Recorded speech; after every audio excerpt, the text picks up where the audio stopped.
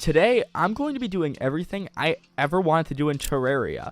Now, you may think that's getting all the achievements or beating all of the bosses, but no, there's so many things I haven't done in this game that I just want to do that are either minuscule or maybe big projects that I've never done or have never done on one world. Now, this is coming from someone who has just under 1,000 hours in the game, so I've played quite a bit of this game, but there's still so much that I have not done, and I really want to capture that in one video and in one world and really have fun with this and make it my own. And for those who want to make a similar video, go right ahead, because you guys have your own ideas and your own things that you want to do in the game, and that will make the video unique to you. Now that I'm done explaining everything, let's get right into the video, guys.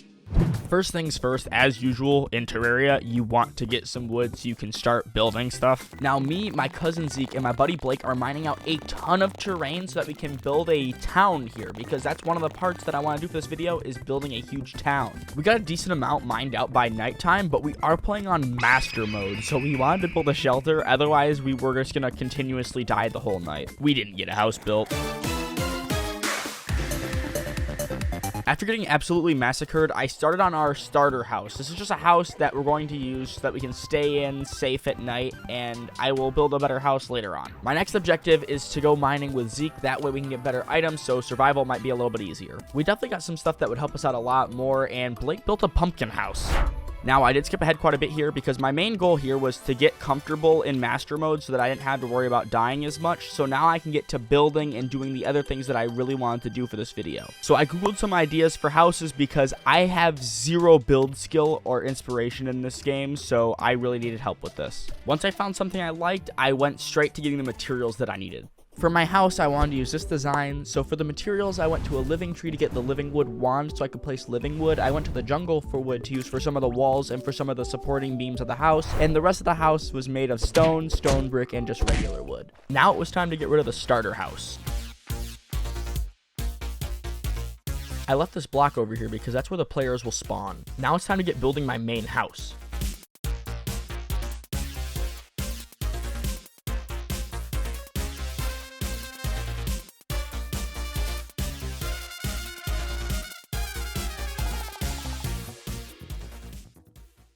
The last thing I need for my house are the shingles from the traveling merchant, but I'll get those later, and the Eye of Cthulhu seems to want to fight me at this moment.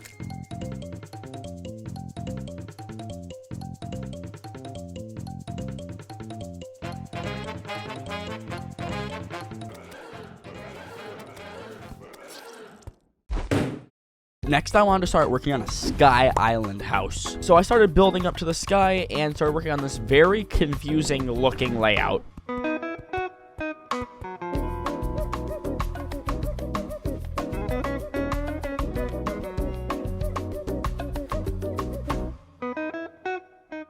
With the island itself done, it's time to actually start building the house. But then someone showed up. Hey. Okay. Now that I finished my house, I finished the sky house, I beat the Eye of Cthulhu, and then built this tiny cute house. King Slime showed up.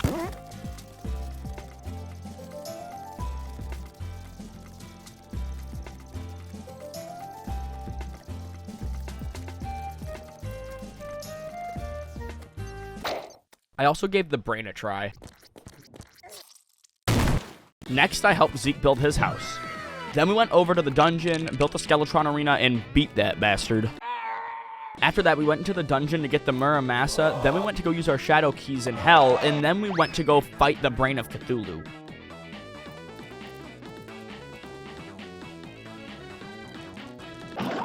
The next day, I cleared out some land around our town, and then I decided to build this chest thing that I didn't finish yet. Then I got my elevator done because I want to go down and get some hellstone so I can upgrade my gear a little bit. I ended up crafting the molten pickaxe, the volcano, and the entire molten armor set. I found one of those big trees in the jungle that gave me the staff of regrowth. I'll do something with that later. At this point, I had all the stuff necessary to build the Knight's Edge, so that will make my life a lot easier because I plan to do a lot of stuff before going into hard mode. Then the goblins let me try out my new sword.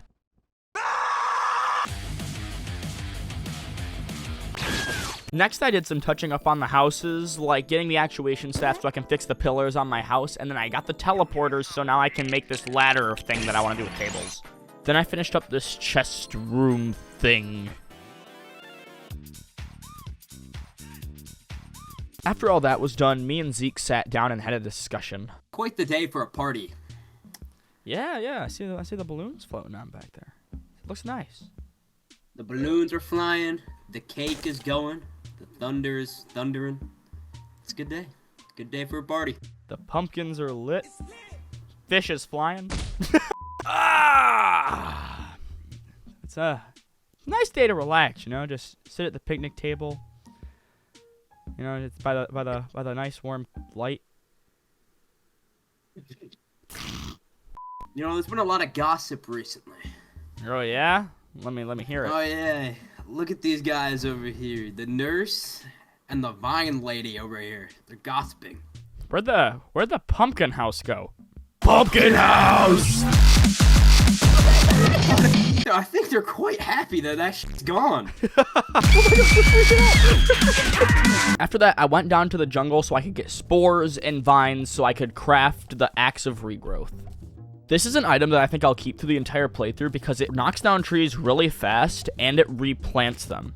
Next on my agenda was trying to find the enchanted sword, so I went to the edge of the world and just started looking around for those like thin tunnel things that it normally comes with. I was using my dark lance to help light up the underground a little bit, and I actually just ran into it in a cave.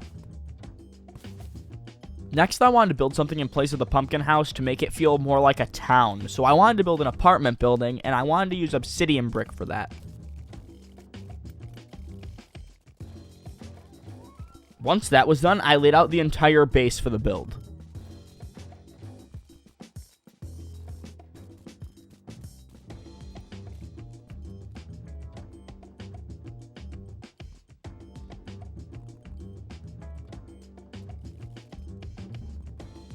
After that, I put down some walls and actually started working on the apartments themselves. Now, if you wonder why I have teleporters placed all around, it's because I'm going to use them as if they're elevators, because I'm going to paint them black as well as the walls right behind them to make it look like more of a doorway than anything. Now that the main structure of the building is done, I can finally start working on the apartments. The first one I wanted to kind of look like an art studio, so I made like concrete looking walls, and then I put paintings all over the place to make it look like it was an art studio. For the next one, I wanted to just make a dining room that looked really nice with a tall middle window. Next, I wanted to build kind of like an old folks looking apartment. You know, like the bluish green walls, you know, like just a very old looking apartment. Then I decked out the little storage room I had up in the corner here. After that, I put together the roof with gray brick and some red shingles.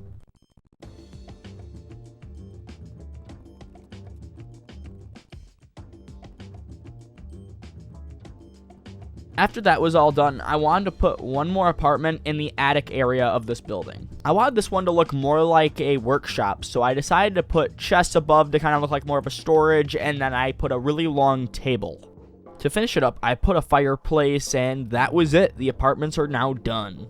Now I'm thirsty, so I'm going to make myself a little potion gas station, if you know what I'm saying. First thing I did was I went into the mines to get some marble because it has that white, modern aesthetic to it that a gas station nowadays would. Then I got to building.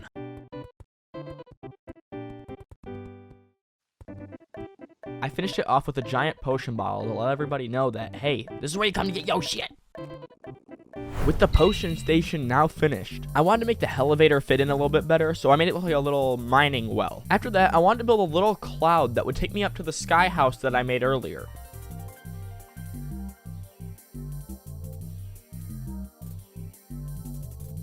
After all that was done, I decided to go look for the Shimmer because there's a lot of items I can throw in the Shimmer that will give me perma buffs that would help me a lot right now. I ended up actually taking like an hour to find the Shimmer. I just looked in the worst spots possible. I also took on the Queen Bee during that time.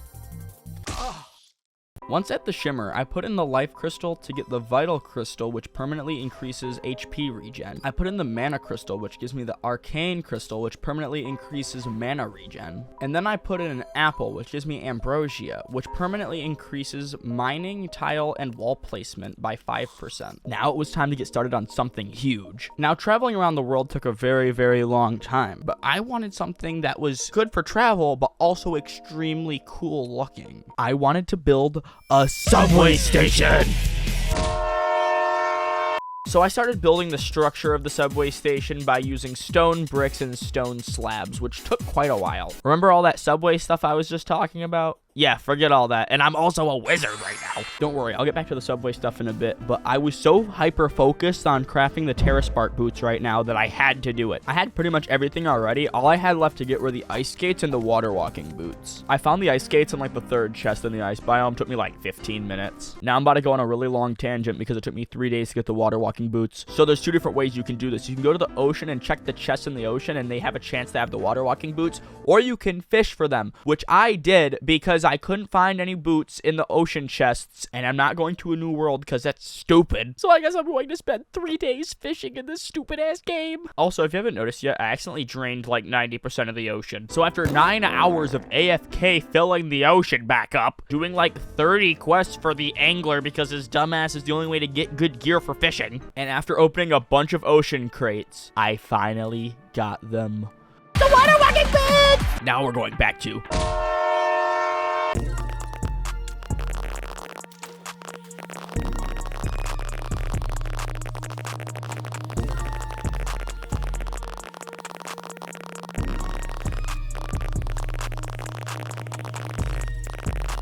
I ran out of stone bricks real fast, so I had to go get some more stone real quick.